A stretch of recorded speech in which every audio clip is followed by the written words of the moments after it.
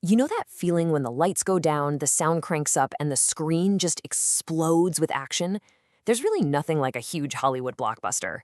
I'm talking about the roar of fighter jets, the sheer size of an aircraft carrier, that unstoppable force of a tank plowing through everything. It's just pure movie magic. But have you ever been sitting there, mid-popcorn, and just thought to yourself, wait a second, is that real? I mean, how on earth does a movie studio get its hands on billions of dollars worth of actual, cutting-edge military hardware? Well, let's dive into it, because the answer, it's a story that's almost as wild as the movies themselves.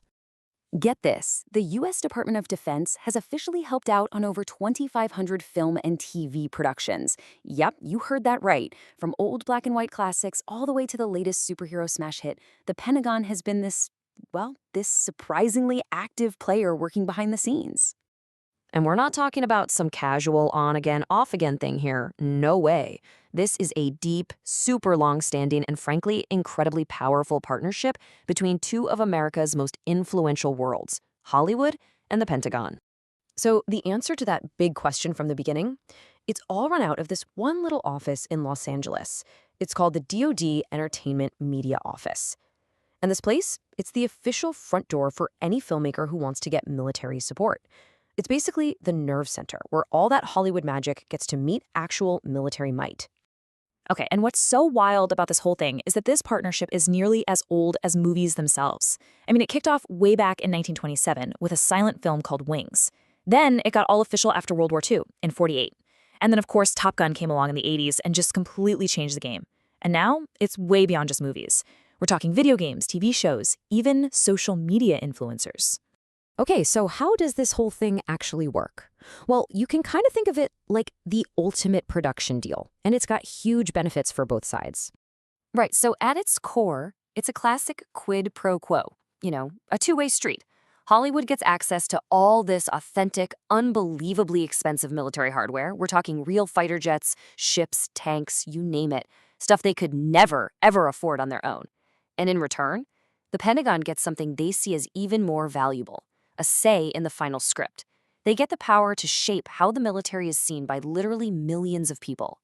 And just to be clear about the kind of money we're talking about, a single F-35 fighter jet costs over $80 million. So as Professor Tanner Muirlees points out, without the Pentagon pitching in, filming with this kind of hardware would be just impossible for most studios. And that, right there, gives the Department of Defense a ton of leverage. And if you want to see the Pentagon's return on investment, look no further than the original Top Gun. That wasn't just a movie, right? It was a total cultural phenomenon. It made being a naval aviator look like the coolest, most high-stakes adventure you could possibly have. And the result? Get this. In the year after the movie came out, Navy recruitment reportedly shot up by 400%. They literally set up recruitment booths inside movie theaters. That was the moment the Pentagon realized, whoa, a blockbuster movie might just be the best recruitment ad we could ever ask for. So what does a say in the script actually mean in practice? How powerful is the Pentagon's red pen? Well, there's a pretty formal process. It's basically 4 steps. First, the producer sends over the script. Then, the DoD guys review it. And they're looking at 4 things: security, accuracy, policy, and propriety. After that, they come back with a list of changes they want made. If the studio says okay, then boom, they get the green light. And to top it off, a military advisor gets assigned to the set just to make sure they stick to the deal. Okay, let's look at a monstrous example of this process in action, the 2014 blockbuster Godzilla. Believe it or not, the original script for Godzilla was actually a critique of the military's nuclear history. It even had references to Hiroshima and Nagasaki. Yeah, the Pentagon was not a fan of that. They basically threatened to pull all of their support unless the script was changed, big time. And the result? All those anti-nuclear themes were completely removed, and the US military was rewritten as the heroic good guys who helped Godzilla save the world. It was a complete 180 on the story's message. And of course, we got to talk about the ultimate example of this partnership, the film that basically defined it for a whole new generation, Top Gun. The Top Gun script we know and love today, it went through some major rewrites to get that Pentagon seal of approval.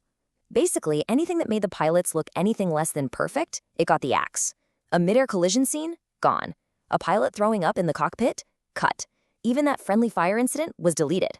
Oh, and Maverick's love interest? She was originally an enlisted service member, But since relationships like that are forbidden, she was changed to a civilian.